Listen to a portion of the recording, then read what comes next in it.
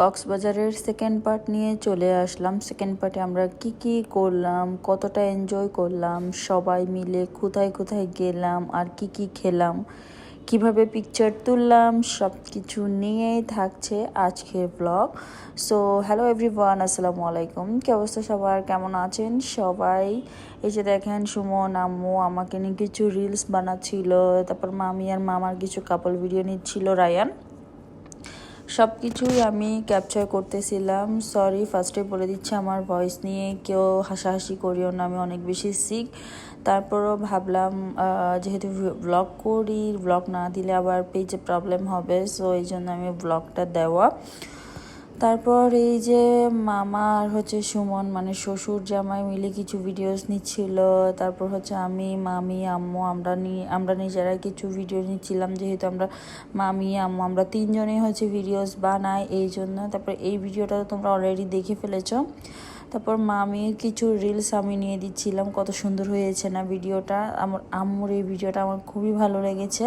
তারপর এই চেয়ার নিয়ে এটা একটা ট্রেন্ডিং ভিডিও বানাইছিলাম, যেগুলো আমি এখনও আপলোড দিতে পারি নাই।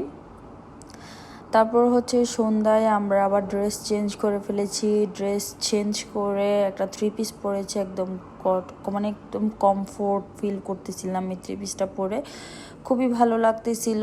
তারপর সবাই মিলে চলে গেলাম কাসুন্দিতে। আমি যতবারই কক্সবাজার আসি ততবারই আমি কাসুন্দিতে আসি, কারণ এই ভাইয়ার গান শোনার জন্য। ভাইয়াটার নাম জানি কী ছিল, আমি ভুলে গেছি।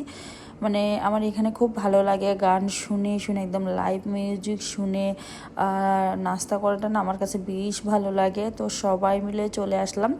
বাট এখানে না মাছের বারবিকিউটা আমার কাছে বেশি মজা লাগে, কিন্তু আমাদের গ্রুপের সবাই চিকেন লাভার, মানে মাছ কেউ তেমন একটা পছন্দ করে না, তাই আর মানে মাছের বারবিকিউটা নিতে পারি নাই। ফার্স্টে আমি নিব ভাবছিলাম, বাট সবাই যেহেতু চিকেন, আমি একা মাছ নিলে কেমনটা দেখাচ্ছে, তো এই জন্য সবার সাথে চিকেনই নিলাম।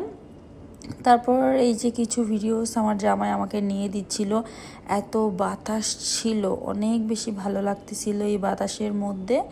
তারপর গিয়ে এই যে এখন আমি একদম কাছ থেকে যাই, একটু গান টান শুনতেছিলাম। সো আমি যেহেতু শুনতেছি, চলো তোমাদেরকেও একটু শোনাই।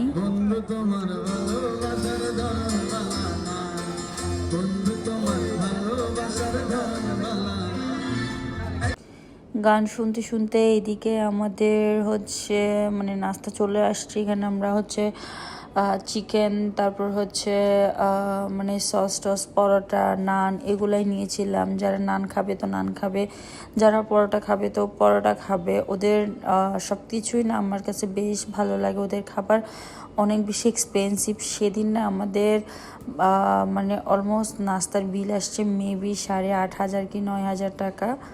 দেন সবাই একটু রেস্ট নেওয়ার জন্য হোটেলে চলে গেল। আমি আর সুমন মিলে একটু বিচে গেলাম, আমরা দুজন একসাথে। এত ভালো লাগতেছিল, অনেক বাতাস ছিল। তারপর পিচ্ছি দুইটার গান শুনতেছিলাম।